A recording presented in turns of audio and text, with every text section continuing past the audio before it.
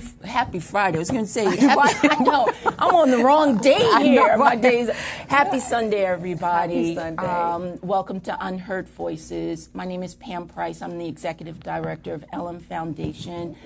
And I love what I do here, and I'm so glad that God has given us another Sunday to be here with you.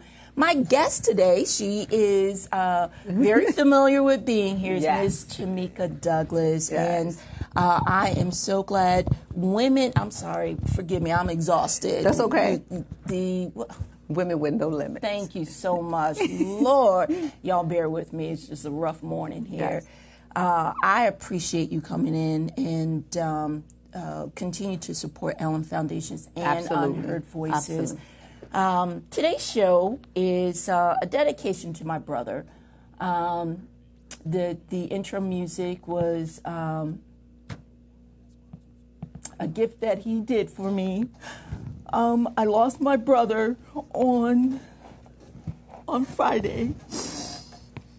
So we're going to continue through this because in depth, he is just going to help. So bear with me. So if the waterworks come on, we just going to keep rolling through it. Yep, we are. Yep. So so the show is dedicated to my brother, Tim Price. And, you know, he loved life. He loved his family. He loved everything we did. Even when our family didn't like each other, he was like, come on. That's we always families. got that one family member that's like that.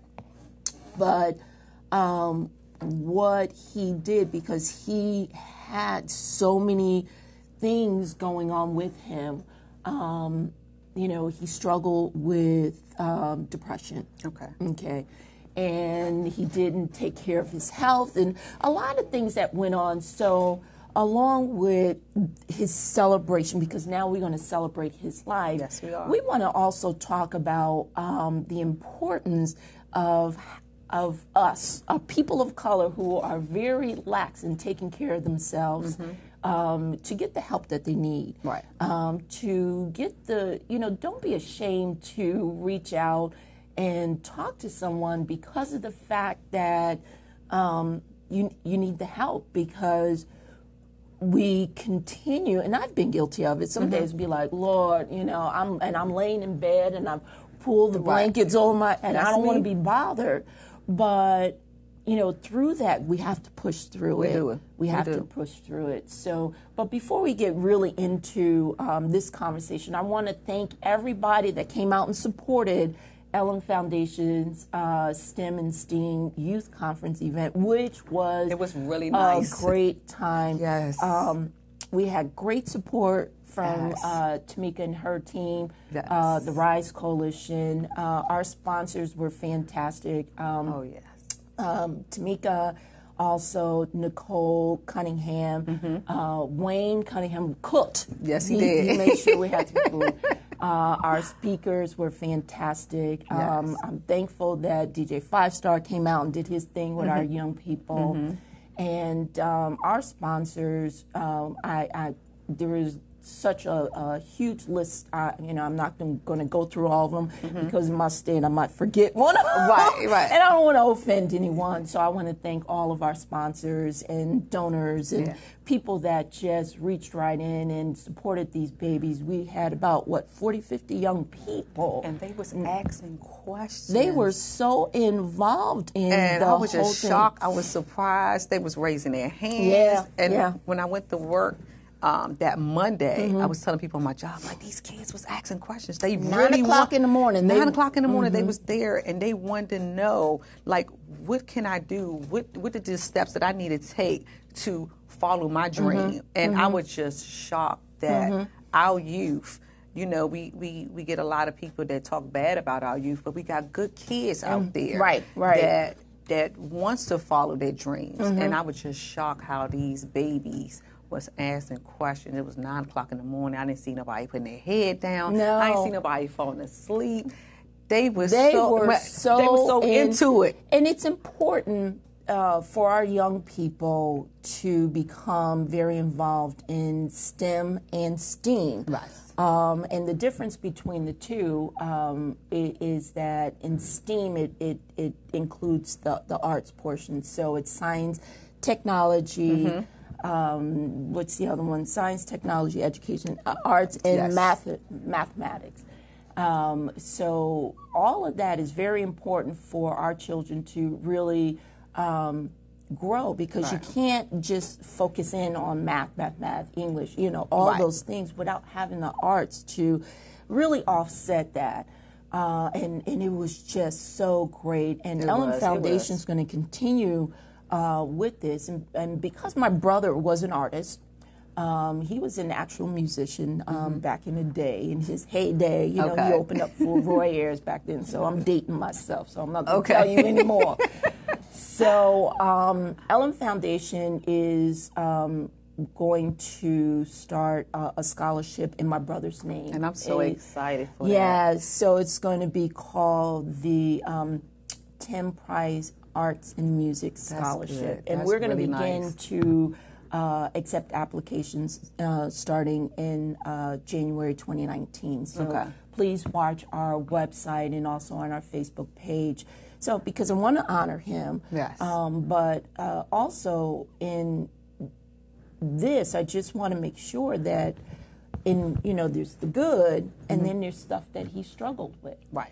And so I want to address that, and as I was preparing for the show, through my tears, through my heartbreak, and through all of this, I felt it important not to cancel today's show, because, I want people to understand that we, people of color, we really need to take care of ourselves. Yeah, we do. Not in death. We don't want to, celebrate in death, but we want to make sure we extend our lives as long as we can. Absolutely. And, and through my search, I always like to have some statistics to back up my stuff. So, because my brother, our men, and, your son's in here with us, sometimes our men feel like, I'm a man, macho, I don't want to talk to anybody, I got all this stuff, and it piles up, and then and we found that you begin to self-medicate. You want to drink, you want to have a smoke, you want to do this, you want to do that. And because you don't take care of yourself, because you don't speak to people who are professionals in this, and I'm not a professional, so I just want to state that, we're just here to pass out some resource and information so people can get the help. That, he began to self-medicate. We lost my dad a few years ago, and he never really, I believe, dealt with that loss, because he was my dad's favorite. So, so through the years and on and on and on, he began to self-medicate, and now we're here. Right.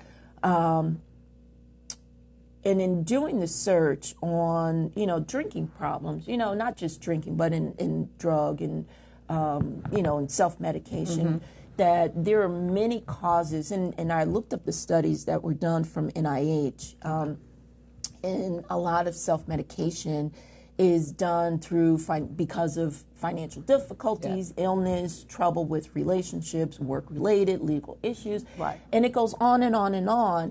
But then some of the factors I had to look up, because I've been there, I've had all those problems, but a lot of the factors that also cause that, where, someone to have that addictive personality, can be family history. Sometimes you hear, the family curses, these things that go on. Some young people, or even young adults, they want to experiment with drugs and alcohol, and because of the peer pressure, they become hooked in things, and also behavior. So, family, before we go any further, please feel free to join the conversation by dialing in 240-719-2560. Again, 240-719-2560. Because this is something that I believe every family has had happen. Oh yeah, absolutely, definitely in my family. And it's really weird. My brother, he had a really bad fall, and we don't know all of how he fell and things like that. But the doctor said because of his fall, that's what created the injuries. Right. And I know you and I have talked about this Yes, before, and I know you had a family member that very similar. Same thing, which is one of my favorite uncles that I looked up to would give me anything, and he had an alcohol problem. And my father, which is his brother, he was there at the house when he had fell down the steps, just a similar thing. And he was drinking that day, and my father was trying to get him not to go down the steps. And he wanted him to stay upstairs until he got sober, because if you go down, in my family's house, if you go down the steps, it was a wall that wasn't there, but it was a rail that was there. But he knew that he probably wasn't going to make it down the steps. He tried his hardest to keep him upstairs. So I guess when my father dozed off, my uncle was like, "I'm going to do what I want to do," and that's what they do, And he fell down the steps, and that's how he lost his life. But the alcoholism, it runs in our family. My father was an alcoholic, and that's how he passed. But he had passed from pancreas cancer. Wow. And the pancreas cancer came from him drinking, which was it's hereditary, because my grandfather, he had pancreas cancer. Wow. And he was an alcoholic. So now my brother has pancreatitis, and they was telling my brother, if you keep drinking, or if you don't stop, which my brother's not an alcoholic or anything like that, but they basically was saying it triggers it. It triggers the pancreas cancer. So when you say that drugs and certain things run in your family, it does. And I'm a witness to that, because I remember just a couple of years ago, before God had changed my life, I was going down that road. I was going down that road. Nobody didn't know, but my immediate family that was in my household. And I was so depressed about certain things that happened in my past that it was just piling up on each other. And I was like, oh my God, if one thing happened, this is for me. Like, I can't take it. Like, I know how to be a wife. I know how to be a mother. I know how to wear that mask. But they don't know. I'm screaming in the inside for help. I need people to help me, but I didn't know how to reach out. But what I did was I reached out to alcohol, because it was what was easy for me. And before I knew it, first it was just a couple of glasses of wine, and before you know it, the wine wasn't enough for me. Then I had to get me some real alcohol. Like, I would leave off my job, go across the street, go get my ice.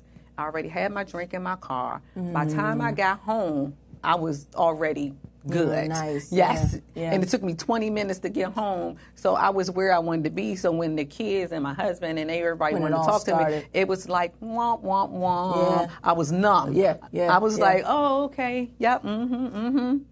Because I was numb, and that's how I wanted to feel. I wanted to feel numb at the time because of the pain that I was dealing with through the years. I didn't know at some point that all these things that was happening to me was going to eventually catch up. Because I didn't know how to deal with the mental abuse, the sexual abuse, the physical abuse that had been going on in my life for over about 30 years.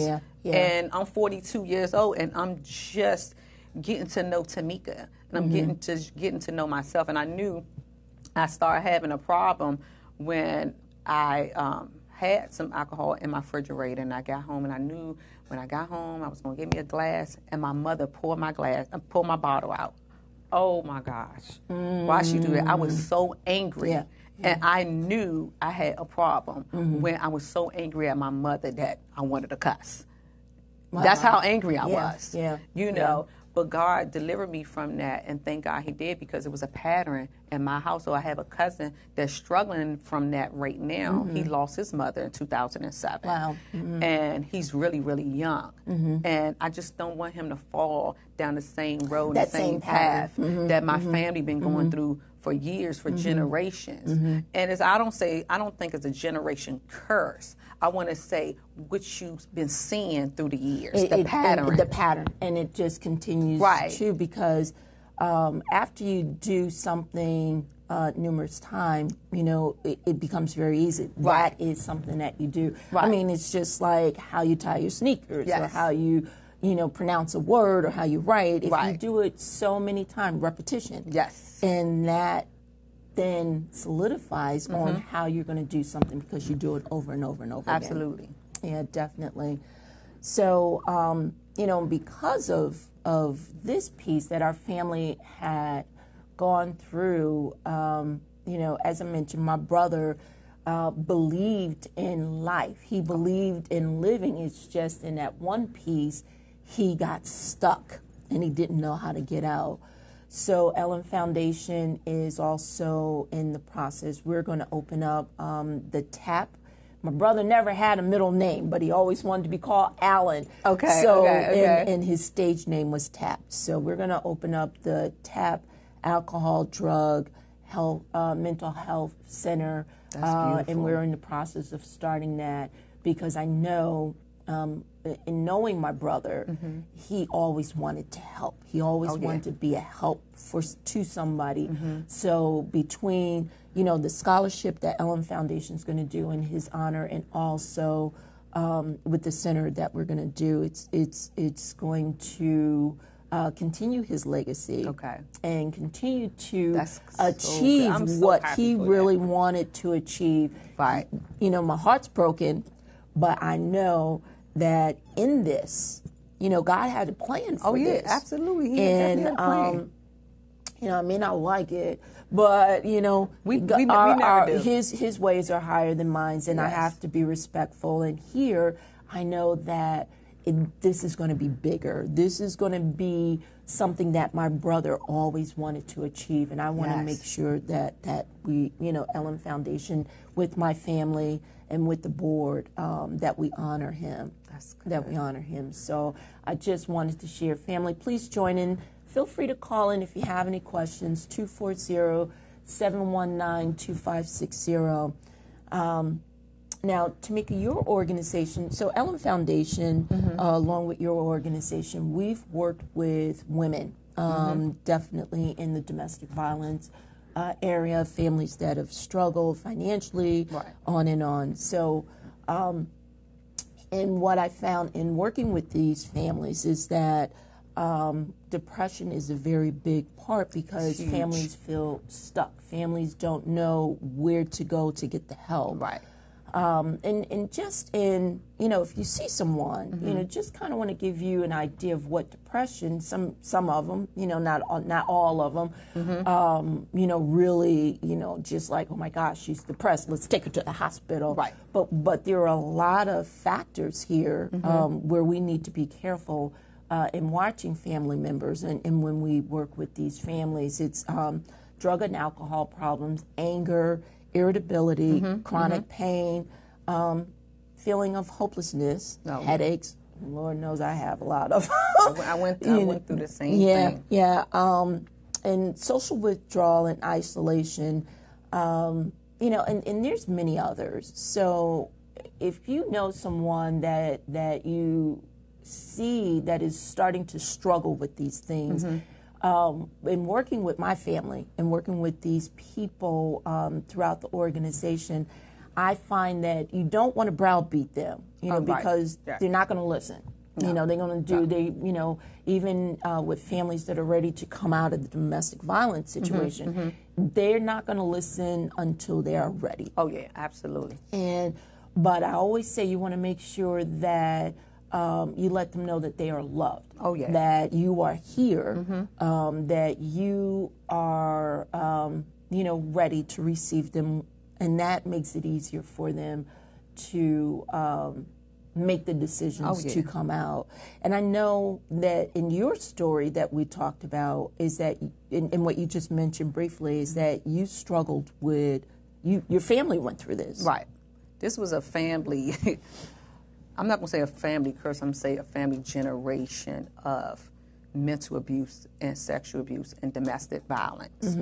I watched my grandmother go through it. I watched my mother go through it. And then now it's me. But now I have 2 other daughters, which is 25, 22. And I just told myself, I woke up one day and I said, the cycle stops here. And before I started Women with No Limits, I went to my grandmother's house and I let her know what I was about to start. And I told her some of the stories, because my grandmother didn't know half of the things that I was going through.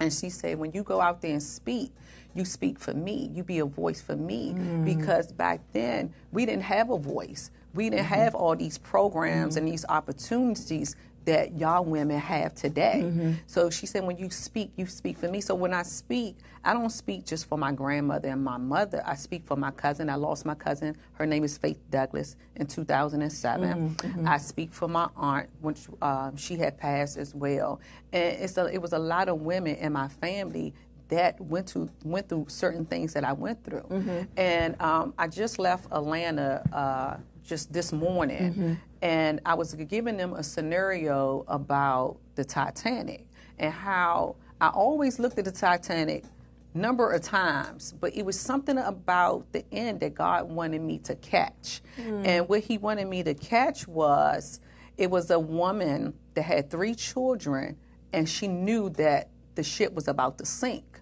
But when she knew that the ship was about to sink, it was something about her that she didn't love herself anymore, that she didn't even try to rescue her children, that she didn't run to the top of the ship and try to throw at least one off the ship. And God say, now you know what's around the corner. Are you going to try to save one of your kids? Or you just going to sit right there and lay there and just tell them a story and don't let them know that what's coming around the corner? Because we have to realize, if our children knew certain things that what was going to happen to us and our past or what was to come, they say, well, Mom, come on, let's go. Let's go. Let's go. We have to, let's see if we can jump off the boat. Let's jump off, see if we can jump off the ship. But at the same time, she not only did she drown, her children drowned with her. And God said, well, what are you going to do? Are you just going to sit there and don't say nothing and let your children drown? Because if I didn't say anything, then the cycle would have kept going to my daughters. Now I have 3 grandbabies, which is all girls, and then the cycle would have kept going. So he said, are you going to see if you could just throw 1 off or 2 off? What are you going to do? What do you want to do? And it was crazy how I watched this Titanic plenty of times, but it wasn't my season to catch what God wanted me to catch at the time. So it's like he revealed back things that he know that you can relate to. And when he showed me in this movie how the woman just read her child a story like it was nothing, like she was intimidated by this ship was about to go down, and her children didn't even know what was about to happen. So I'm saying this to say that the cycle stops here with me, and that not only if I'm going to be a voice for my mother and my grandmother, I have to be a voice for other women that ain't strong enough yet. We're going to say yet. Because a lot of people say, well, how did you stand it so long? You so stupid, you so dumb. You don't never know what you may go through until you end up in that situation. Because you had to be ready. I had to be ready. You had to I had be a ready. lot of friends that left me because of it, because they just couldn't, they didn't have no understanding, but they didn't know that this cycle for me, it didn't start that day. This was something that I was struggling with through the years. You know, God was letting me know. He said, well, Tamika, you've been in a prison within yourself for 37 years. I'm 42 years old. That's 90% of my life. So I said, with 30, I said, you say 37 years? I said, okay, God, what does that mean? He said, when you first got molested at 5 years old, you put not I put myself, the devil put myself within a jail within myself. And every time I wanted to go out, something else would happen. Then I would get back in this jail. And God said, well, I had the key the whole time. The door been open. But every time it's time for you to walk out, you didn't have enough faith in me that you could be able to do it just with me and you alone. You know. So when people say, well, Tamika, you was crazy, you was stupid, you was dumb, and this, that, and other, they don't know. this thing that I was struggling with for years. I was struggling with my stepfather. I was struggling with my father, and it still bothered me to this day. My father, I want to say it was me and my sister and my brother. I want to say I was 12 years old, and my mother would let us go over there on the weekends. You know, some weekends, not all weekends. It depends on if we good or not.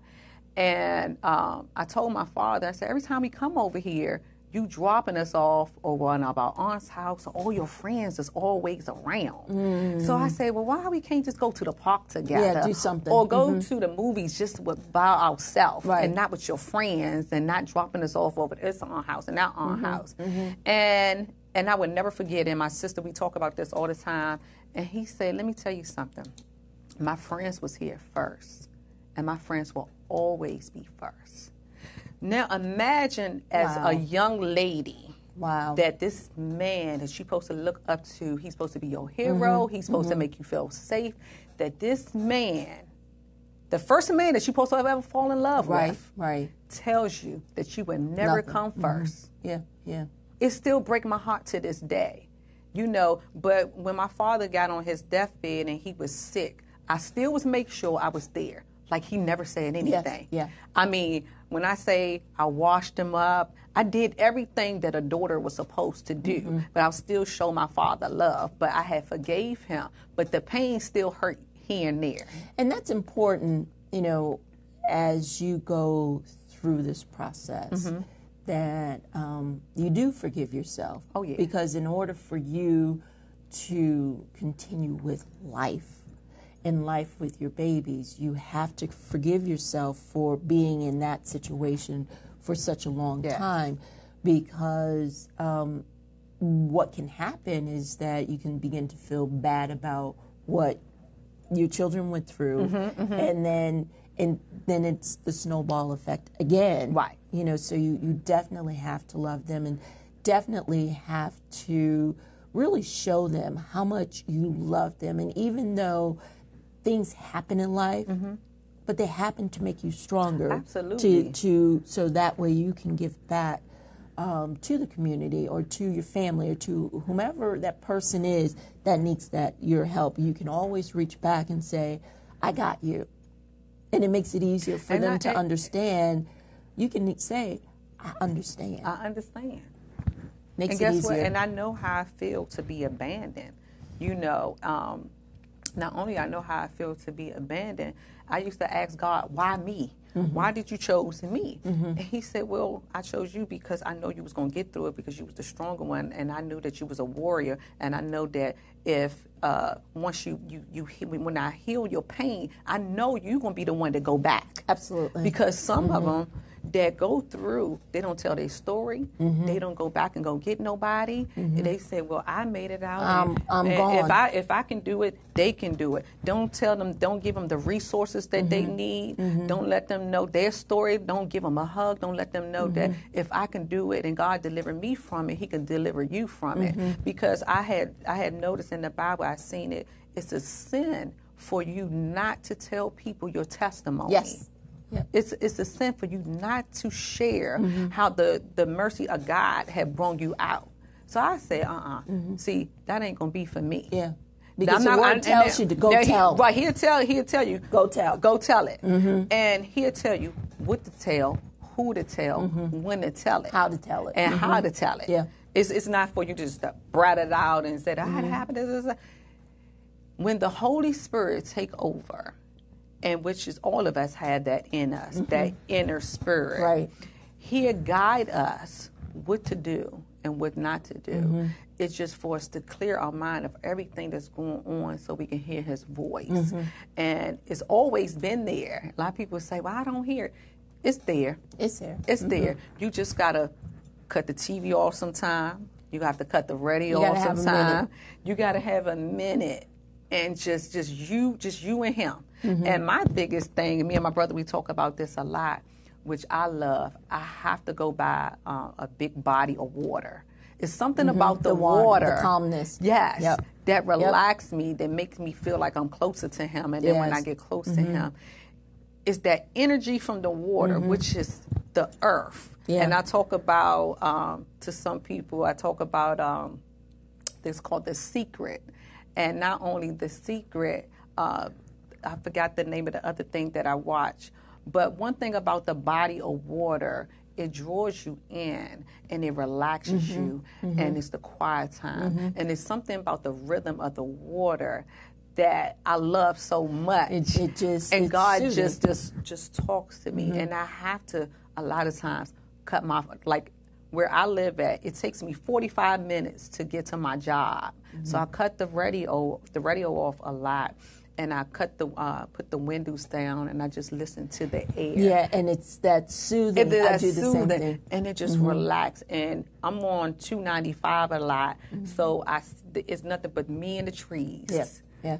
And I appreciate nature, the nature, the colors, and just appreciate the things that God had already made for you to design you to help you get through certain things. It's the little, it's the little things. It's the little thing.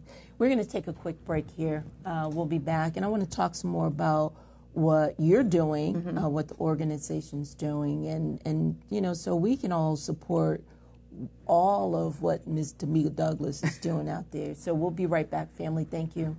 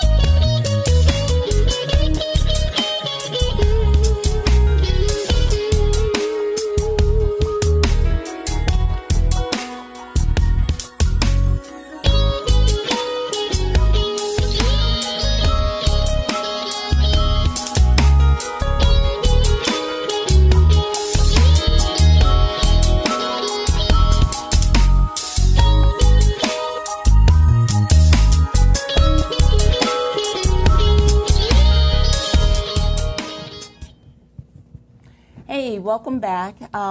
Thank you so much for staying in and watching us. And again, please join the conversation, 240-719-2560. We have another partner here that's joined us, Mr. Fred Gaskins. Thank you so much for joining us. And he is doing a lot of great work in outreach through Bethel Stand for Life Outreach Ministry. So welcome. Thank you for joining. It's an honor to be here. We thank you for inviting us to come out. Yes. So I don't know how much you saw. Did you or heard earlier? we were just going over some things that our families go through, you know, and the importance of getting the help. And men struggle the worst with getting the help. Yes. And I'm going to talk to your wife, too. So, I know. But we welcome, Ellen Foundation welcomes you to the show.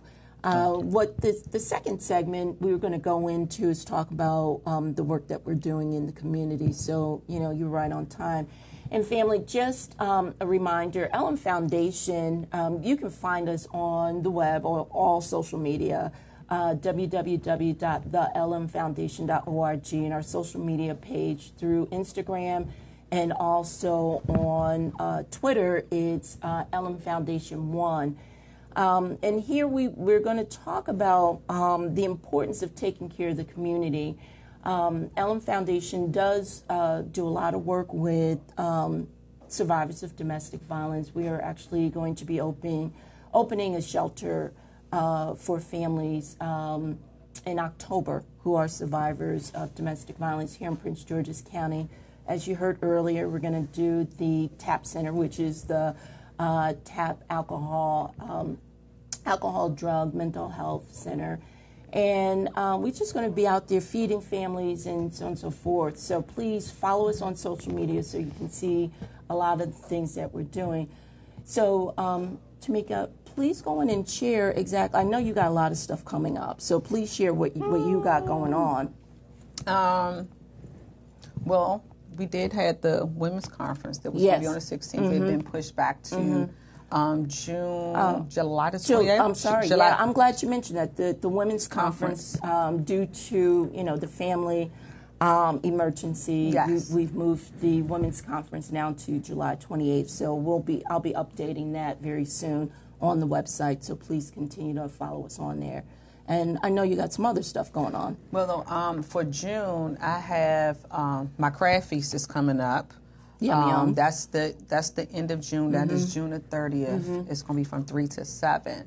But right now, for the rest of the month of June, what I'm trying to do, I'm trying to get different resources together where I'm building a relationship with the young women and the young men that have their own organizations, so I can be able to help guide the young men and the young women to the resources that they need. I wish I had my calendar in front of me, but I can't think offhand. I know I got some stuff coming up in July, but I'm always doing something. And you're on tour right now. Yes, and I appreciate, that's what I'm saying. I forgot about you coming off tour to join us here today. So you're on tour right now. And I forgot about the tour. Okay, so the tour, the first one was Saturday. That was in Atlanta. So I just left Atlanta this morning and went home for about 30 minutes, got some sleep, came straight here. So it's called Faith Over Fear. And we're going to be in South Carolina in July, I believe. And then after South Carolina, we're going to North Carolina. Then after that, Alabama. October the 27th, we're going to be in D.C. in October. Okay. So we have a couple of young women that's from D.C. is going to join us on the tour. Actually, they just talked to one of the producers yesterday. So they adding on. These are powerful women. Just like yesterday, I met some powerful women that went through a lot of things that I had been through with domestic violence and sexual abuse. They're going to be on a tour with us. You're going to get a chance to meet them when they come to D.C. Yes. If you're in South Carolina, North Carolina, because you're a busy person as well, so we don't know where you may be at. So you may be in one of them states when we're there. Yeah. So this tour is really, really important to me because it's crazy. I was telling my husband a couple of years ago, and I woke up and God had said, you're going to be traveling. And I never knew what I was going to be traveling for. And I had told him, I said, God said I'm going to be traveling. But once again, I didn't even know. But I said, I don't know what it is. So a couple of years later, boom, here I am. And not only that, I remember being outside on my job at work, and he was telling me, he said, everybody have a story, but your story is going to be I'm going to take you worldwide to tell your story. Okay. And he was saying, he said, you're going to start traveling. But I said, Dad, he told me that this a couple of years ago. But as soon as after I heard him tell me that, then I get a phone call a week later from a lady. Her name is Miss Monica Walker. She's a beautiful young lady. She's from Atlanta. And she asked me to be on tour with them. And I was like, wait a minute. I know I hear his voice all the time, but I didn't know it was going to happen that fast. That is awesome, though. So I am on a 5-city tour. I'm excited about that. I know I have some stuff coming up in July. I just can't remember offhand. How can people find out what you're doing, your social media page and things like that? Right now, they can hit me on my cell phone, my personal cell phone. I answer the phone for everybody, which is the number is 202-971-2588. My website is up and coming up and running, and that's going to be nice, where they could just go to the website. If they want to send me an email, it's d.tysHia@yahoo.com. They can reach me that way as well, and I would check my email to get back with them. Instagram. Instagram, Douglas with one S dot Tamika is Tomika. That's my Instagram. And Facebook, which is Tamika Douglas. Okay. So, Fred, we're going to jump over to you. I know you out there, you're really out there doing a lot of things. So, first, congratulations on your marriage. And, and I'm just, and to see the work that you're doing in the community is just, like, really fantastic. And I know you're in the process of raising 50,000 meals, is that correct? Yes. And that's your mission right now. So, but before we cover that, why don't you share exactly what you're doing out here in the community? Okay. The organization is it's a church organization, outreach. Bethel Stand for Life Outreach Ministries. Our mission is to serve those that's in need of food, clothes, actually doing the work of Christ, not just being spiritually giving them the word, but also giving them the natural resources that they need, as far as food, clothes, shelter, giving them the resources that we get out here to give to them. We out there once a month. We feed the DMV in Temple Hills and District 7 over at 4814. We do it every second Saturday. All is welcome. You just have to show up. We don't ask for requirements. We just ask for you to sign in, because just in case we get audited and, IRS need records to see, to show what we are doing in the community. We not a share program. All the produce and purchase stuff is all free. So everyone is welcome to everyone. And now your mission is to feed 50,000 families, is that correct? Yes, that's one of our new projects, because we also feed the seniors. We was feeding them twice a month, but now we stepped back to once a month, feeding the seniors on the first Monday of the month. Okay. And we feed the homeless every fourth Sunday of the month. And that is, that's really amazing how you do that, because I spent a lot of time down in D.C., and when I would come up out of the metro, just to see so many homeless people and hungry people, and I hate to say it, a lot of them are vets, that are out there, struggling to eat. And I always, for me, I think about so many things. It's like how these people who have served our country, that have protected us, cannot get a meal from our government. I'm not going to go into politics. I promise. I'll keep my opinions to myself. But that concerns me, because if our country is not taking care of people who put their lives on the line every day to protect us, something's wrong. So I appreciate you and your team, that get out there to make sure that these families, because with vets, usually they have families and babies, and so if you got a vet out there hungry, their families out there hungry. So I applaud the work that you're doing, and just getting out there, making sure these people are fed, and because that's a fantastic calling. So I applaud you on that. And can I say something? I appreciate you too. He the one got me started as far as giving out the food at Oxon Hill Library, and it's so much needed in that area, and I thank God for you, and because the people at the library, they appreciate it and they be waiting, and it's not just us, it's everybody. Right. Everybody. Yeah, hunger does not have a color. And it's crazy because we have so many youth that is homeless. I never seen nothing like this. It's not just the vets. My father, he was a vet, and my uncle was a vet that we was just talking about just a few minutes ago.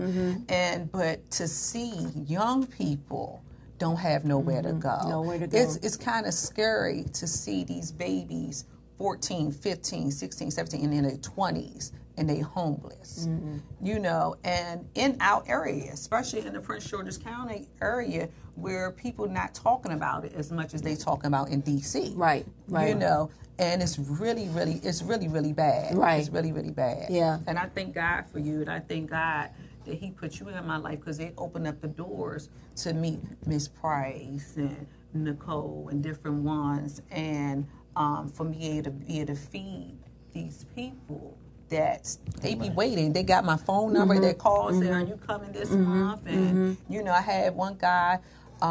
He asked me. He said he asked me, "Was I coming?" I missed the schedule because of my job. Right. But I made sure I gave him a nice good bag, and I dropped it to his house because he came there and I wasn't there. And this man was on the bus. Wow. And a lot of people, they wait for you and they on the bus, they don't have no transportation. But I made sure I gave him them groceries, and I came to his house. And I told him, I apologize that the time was wrong, but it wasn't me. It was something I was working out on my job. But they appreciate it. They appreciate it. And I thank God for you. And because you definitely is an angel, you, your wife, your mother, y'all know if I can be there, because I know I be busy, but I'm there. I'm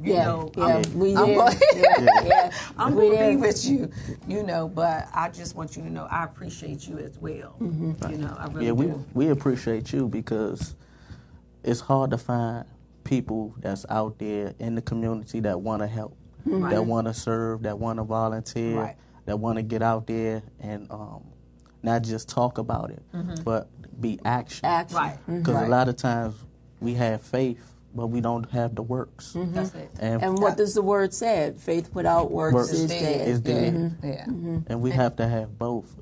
I'm trying to even work with other churches to start going out and do outreach, because a lot of the churches you don't see that's out in the community. And I think if churches get out in the community, I think crime will go down. I think a lot of the violence will go down. But we have to have something that's going on in the community for these young folks. Because it's a lot of crime, because everybody's talking about crime down, and crime is actually up. Yes, it is. Yeah. And again, like you said, it's because they don't have anything to do. And then, going on, these babies are hungry. Yes, They are. And they are trying to... we don't know what's going on in their family household. I mean, it could be stuff that we talked about earlier, domestic violence. There's a lot of things that we don't know that goes on in these babies' homes. Right. But what's important in order for them to thrive is that they need a meal. Right. That's right. So when people get hungry, they're going to do stuff, crazy stuff that is just so out of their character. Right. Because they need to eat. That's it. That's it. Fred, how can people get a hold of you?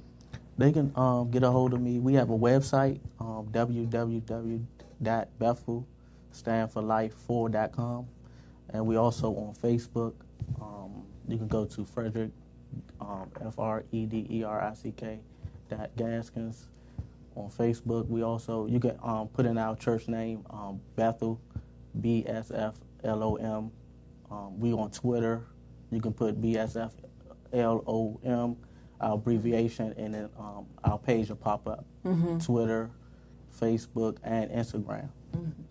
So how can people help you achieve that 50,000 meals? Because that's a lot of people. Right, You know? right now we receive 12K.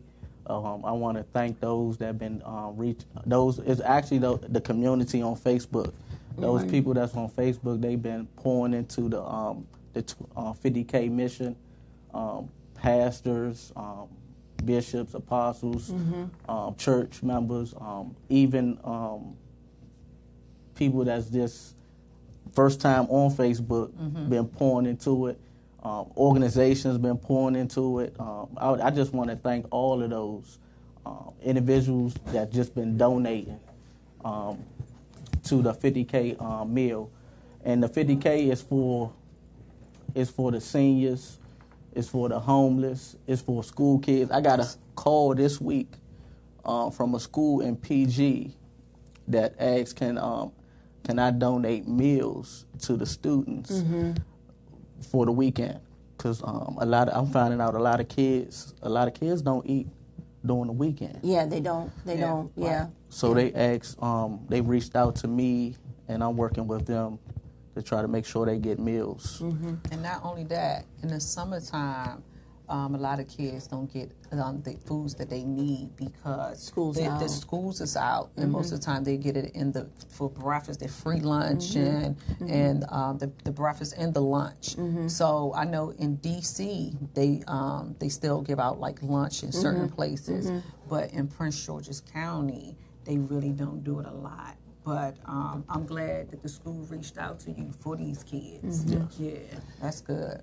Let me know how Ellen Foundation. I know we're doing stuff, but Ellen Foundation really wants to continue to work in the community, and this is important. I mean, it all comes back to the family and the needs and the resources for the family. So please, please, please. Do not hesitate to reach out to me and let me know so we can always do that work. So, gosh, I can't believe our time has just really gone by fast.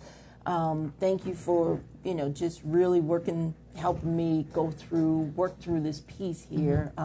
As I mentioned, my heart's heavy. But in this heaviness, how... so many great things are getting ready to come out of it. And I'm excited to celebrate my brother's life because that's how he lived. He lived life as a celebration. So thank you to those who, with your prayers and just reaching out, just making sure that Pam Price and her family, Ellen Foundation, is okay, and if we needed anything. So I want to say thank you to everyone that has reached out, and continue to pray for us, and just watch out on a lot of the things that are getting ready to come down the pike for Ellen Foundation. Again, we have the July 28th Women's Conference. That will be updated. Miss Tamika going to be speaking on there. We're going to get her out there, do her thing. And I actually will be speaking. Usually I don't speak. Usually I host the panel. But I'm going to speak at the conference. We have Miss Latoya Foster, TV and radio personality, and we also, oh Lord, her name just went out of my head. Cheryl Wood will also be a part of that, and Naz Milan. We're so excited that these powerful women are going to come and talk about, when God remembers, because a lot of time. We think God has forgotten us. That's true. And that was pressed in my spirit to do something and just let people know God has not forgotten us. Amen. And that this is going to be such a healing for a lot of people. Also, Ellen Foundation has its monthly domestic violence survivors roundtable session. If you know of anyone that is in need of just coming out and talking please go to our website, look on Facebook, and see where that location is. And we want to talk it out. And Ms. Tamika, you're with me on everything, aren't you? And I forgot to mention the men's conference. Yes, we got a men's conference coming up. July the 21st. That's going to be big. That's going to be big because not only we have women conference all around the world where you can reach a women's conference like everywhere on the weekends. But for the men, we don't have too many men's conference. Right. And we have to bring it back home with the men. The men needs to be healed as well.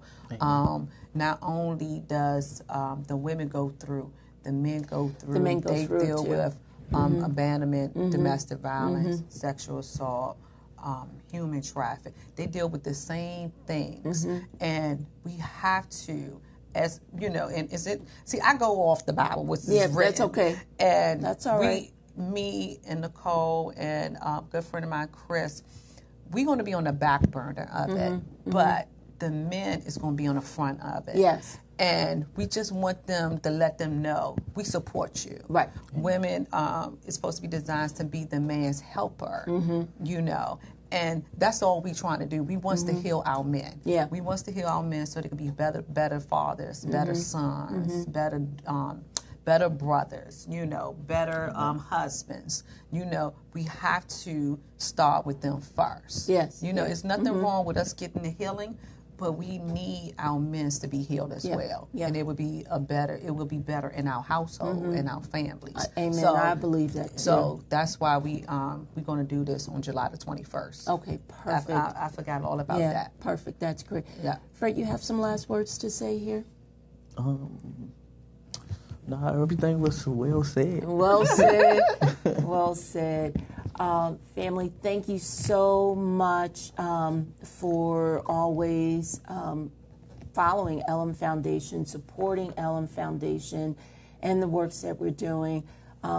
We just want to make sure we get the information out to the community. We want to be a resource to the community and make sure, you know, our babies, our families get healed.